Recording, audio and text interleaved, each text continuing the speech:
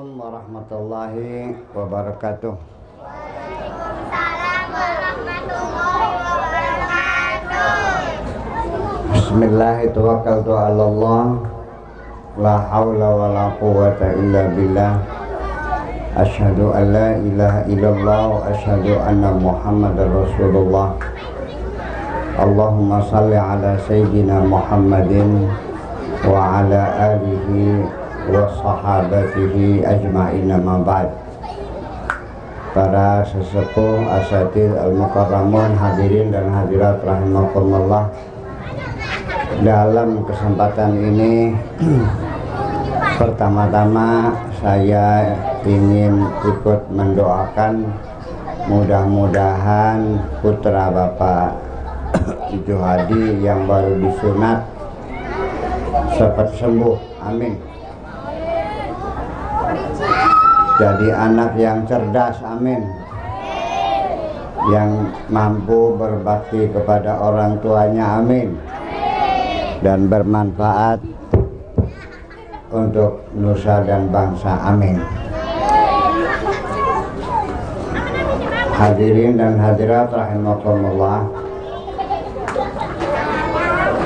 saya punya catatan penting bahwa anak-anak kita ini yang akan mengisi bumi ini, dan saya Pak Paat juga tidak akan lama akan pamit pulang, yang merupakan anak-anak kita ini semuanya. Ini yang perlu catatan penting, bahwa di dunia sekarang ini penduduk manusia kurang lebih sekitar 8 miliar manusia yang menduduki bumi kita ini. Artinya kalau orang itu makannya sehari 1 kilo, berarti bumi ini setiap hari harus menghasilkan 8 miliar kilo. Betul, Bu? 8 miliar kilo harus dihasilkan untuk ngasih makan.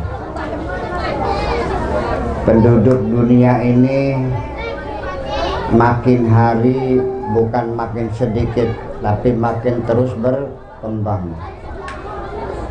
Kira-kira yuk pada ngitung dulu, kalau penduduk manusia ini, penduduk bumi ini manusianya 8 miliar, kira-kira manusia yang lahir itu 1 detik berapa orang? Ya, pertambahan penduduk ini deretnya deret hitung, bukan deret angka. Deret angka ini 1, 2, 3, 4, 5, betul. Tapi deret hitungnya 1, 2, 4, 8, 16, 32, 64. Artinya bahwa ke depan anak-anak kita ini hidupnya belum tentu akan lebih nyaman dari kita sekarang ini. Betul nggak? Nah, ini anak-anak kita ini nanti besok-besok makannya dari mana? Pabrik tidak setiap hari dibangun, tapi orang bikin manusianya setiap malam, betul nggak?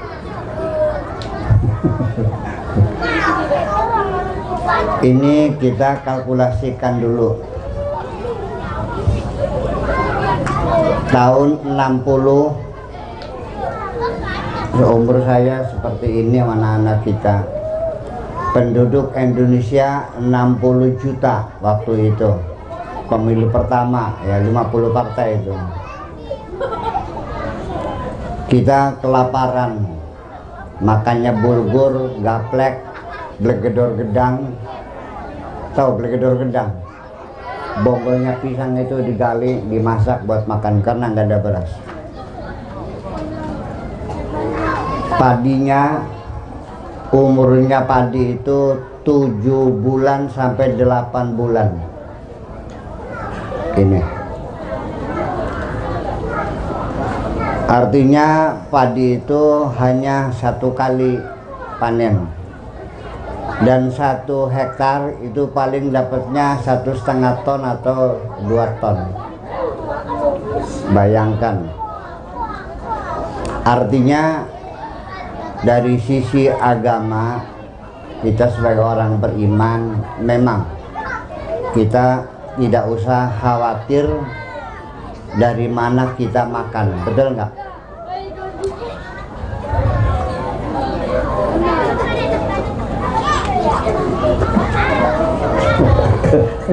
Ya wis bagian lah kok. Jadi artinya bahwa setelah kita penduduk kita 250 juta, umur padi berapa? 3 bulan 10 hari, betul nggak? Jadi 1 tahun bisa 3 kali panen, dan 1 hektar hasilnya berapa? Berapa ton? 7 ton. Saya yakin bapak-bapak ibu sekalian, kalau penduduk Indonesia sudah 10 miliar Indonesia nih, saya yakin padinya 2 bulan panen. Kalau 30 miliar mungkin padinya 1,5 bulan panen. Kalau penduduk Indonesia sudah 100 miliar, umur padinya seminggu panen. Sehingga ini mari kita buktikan nanti,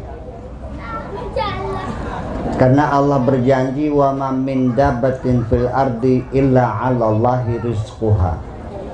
Tidak ada binatang di dunia ini kecuali Allah sudah menjamin rizkinya. Betul? Dijamin rizkinya pasti makan.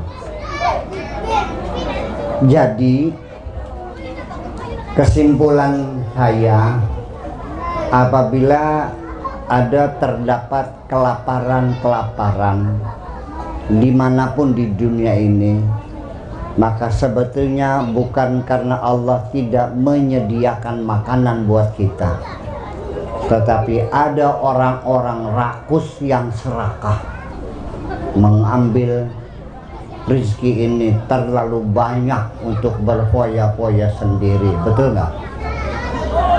Ya. Nah, ini harus kita cermati, dan ini harus kita waspadai ketika hutan-hutan ditebang tanpa reboisasi, ketika sungai-sungai itu racun diportas sehingga semuanya mati, dan lautan dibom sampai ikannya pada mati.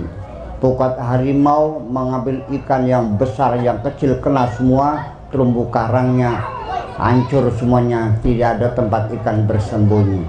Pertanyaan saya, apakah mereka tidak memikirkan bagaimana anak cucu kita makannya dari mana? Oke. Nah, inilah makanya sudah sangat mendesak sekali dalam pikiran kita harus mulai cerdas, bahwa anak cucu kita juga harus makan di masa yang akan datang. Bapak-bapak ibu sekalian, kalau di cadang pinggan saya kira manusia masih baik-baik semua. masih idealis. Saya masih melihat banyak orang tua yang umur 80 tahun masih nanam kelapa, betul nggak? Sok tanya, wakaji kanggo apan nu kelapa, panennya kapan ngunduh lumayan kanggo anak. Bayangkan, hebat nggak? Di tengah kita masih banyak orang-orang yang hebat, yang masih punya kemanusiaan. Nah, bapak-bapak, ibu sekalian, andaikan nanti penduduk terus bertambah, umur padi sebulan panen, nambah lagi, insya Allah umur padi kayak nanam rumput, 7 hari sudah panen. Percaya nggak?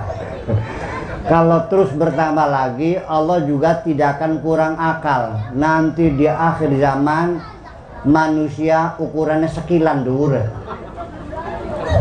segini nih, supaya cukup makan.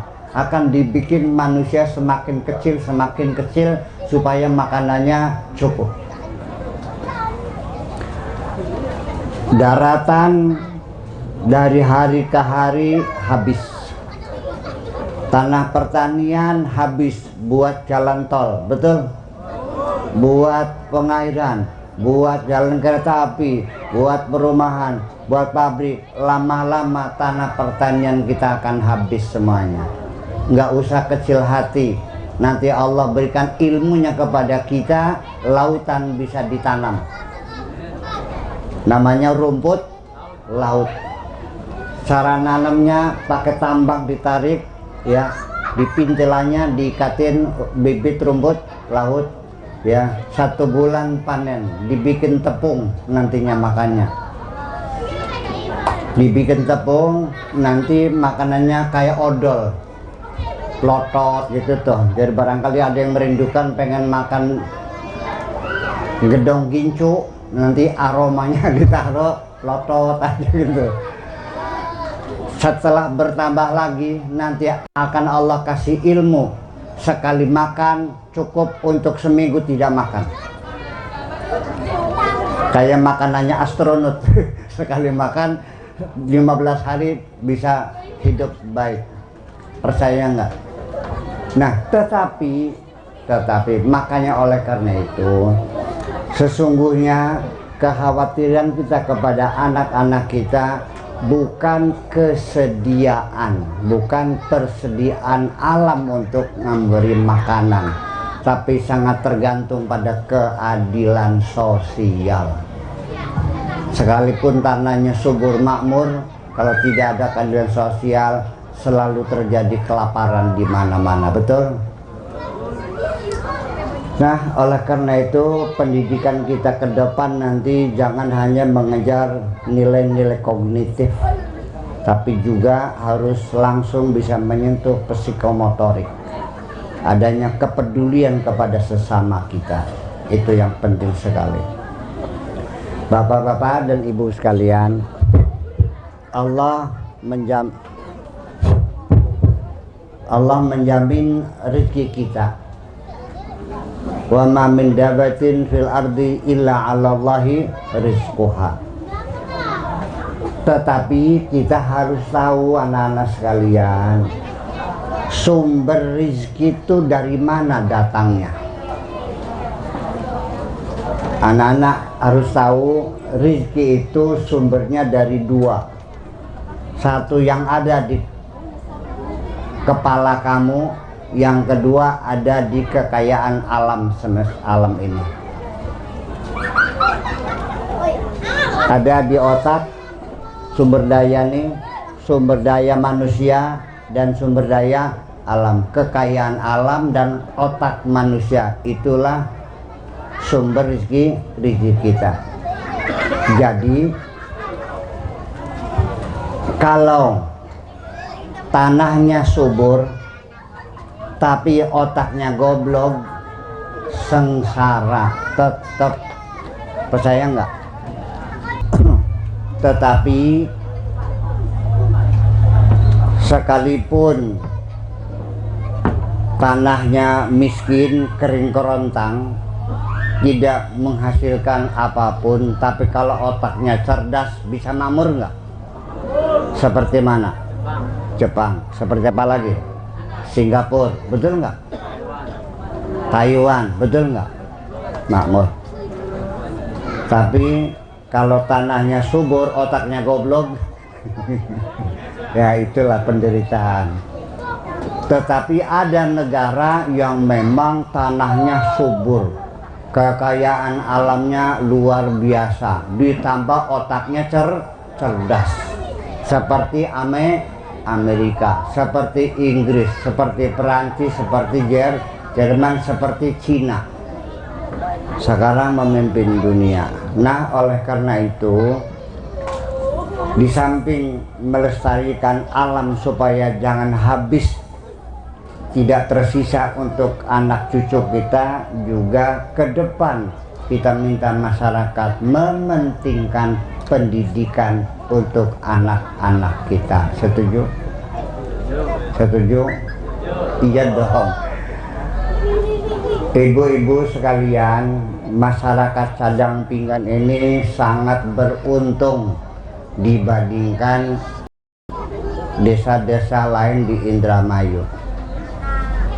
Sekolah di depan mata, milih, ada SMP negeri, SMA negeri, ada sanawiyah, ada aliyah, ada SMK.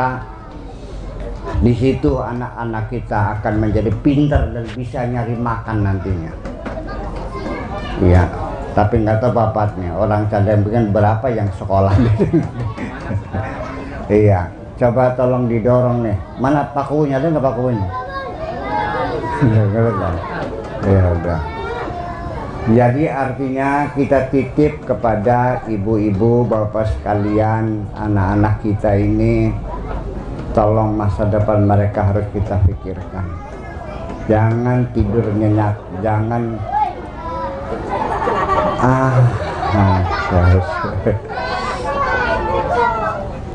nah, artinya ke depan di sini ada beda, makanya dalam Al-Quran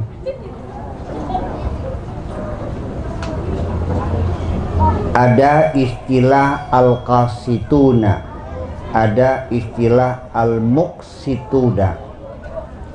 Kalau al-muqsitun itu orang yang dicintai oleh Allah. Innallaha yuhibbul muqsitin. Tapi kalau al-qasituna fi nari jahannama, qasit itu di api neraka. Apa bedanya? Kalau al-muqsitun itu artinya kita mengambil jatah itu secukupnya kita saja. Tetapi al-qasid mengambil jatah lebih banyak dari kebutuhan kita sehingga orang lain tidak dapat bagian.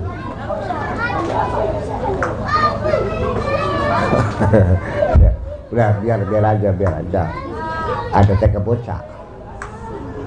Jadi artinya bapak-bapak dan ibu-ibu sekalian, ke depan kita harus tolong ini pendidikan anak-anak kita, sebab ini anak-anak kita namanya generasi milenial. Dengar, generasi milenial artinya apa? Artinya bahwa ke depan kita jangan beranggapan bahwa anak-anak kita ini akan seperti kita, percaya atau tidak. Cara berpikir mereka berubah, cara berperilaku mereka berubah, cita-cita mereka berbeda, harapan mereka berbeda, dan ilmu pengetahuan yang dibutuhkan untuk mereka berbeda semuanya. Nilai-nilai semuanya bergeser. Dengan satu temuan teknologi saja, ibu-ibu sekalian, nih, dengan ditemukannya medsos, internet, HP, ini akan merubah perilaku anak-anak kita. Tidak bisa dihindari. Untuk para ustadz, tolong jangan memusuhi teknologi. Teknologi tidak perlu dimusuhi, tapi kita harus pandai memanfaatkan teknologi sebaik-baiknya. Saya kecewa dengan teman-teman yang memusuhi teknologi, mengharamkan TV, mengharamkan internet, mengharamkan TV. Ngapain diharam-haramin itu semua? Sampai rokok diharamkan. Dengan putusan mengharamkan, itunya memberikan sikap permusuhan. Betul nggak? Nggak bisa. Nih, coba sekarang perhatikan. Kita dulu waktu seumur ini punya tujuan, mereka beli baju sama mama, beli baju. Nanti belum sempat nempurakan pari. Ntar tukang nempurnya mantastiknya lagi di Jakarta, ya nunggu. Nanti 2 hari lagi kita nunggu. Kadang-kadang untuk beli sepeda nunggu bulan depan. Betul nggak? Anak-anak sekarang jangan berharap nanti besok nggak bakalan banting pintu, harus sekarang. Itu bedanya. Percaya nggak, Bu? Anak-anak itu sudah, ya kenapa? Ini pengaruh teknologi yang semuanya serba cepat. Dulu Bapak dulu ya, waktu sunatan Bapak orang tuanya nih ngirim undangan nih 3 bulan sebelum hari H sudah kirim undangan dulu. 3 bulan lamanya, betul nggak? Ulem-ulemnya ke 3 bulan begitu. Iya, sini Jogja, sini Surabaya, sini Jakarta, sini Bandung, 3 bulan ulem-ulem itu. Bareng zaman kian nganggo HP bae rapat ki nganggo prepet terus praga terus. Sehingga ini cara berpikir instan pada anak-anak sudah sangat melekat. Sampai dalam bidang usaha apapun kita harus menghitung waktu berbeda dengan menghitung waktu dulu. Dulu kita menghitungnya itu setahun 2 tahun. Zaman saya sebulan 2 bulan. Anak sekarang ngitungnya ke depan, per detik ngitungnya sekarang. Percaya nggak? Sok ibu-ibu buka warung nih, ya, restoran. Masaknya lama banget, ditinggalkan nggak bakal laku, percaya nggak? Karena sekarang orang semuanya serba instan. Iya. Sekarang padi kita 3 bulan 10 hari. Sekarang sudah ditemukan 2 bulan 12,5 atau 2 bulan 20 hari. Nanti anak-anak kita nggak sabar, nggak bisa, harus sebulan panen. Kenapa? Karena semuanya serba cepat dan serba cepat. Nanti ke depan anak-anak kita, ini orang tua harus waspada bahwa nilai bergeser, berpikir berbeda, dan jangan dipaksakan dengan nilai-nilai kita. Jadi dulu kita mah sama orang tua nih, asal dibilang pumali saja sudah takut. Asal orang tua melotot aja itu sudah ketakutan. Anak perempuan duduk di depan pintu, no, pumali duduk ngelawang, kok bokat nawang ngelamar disidas tidak, berbet mancing, betul nggak? Anak sekarang sudah nggak bakal mempan pumali itu, ya. Mereka menuntut rasional lebih tinggi daripada kita. Mereka ke depan akan menolak mitos-mitos, dogma-dogma akan ditolak semuanya. Percaya atau tidak?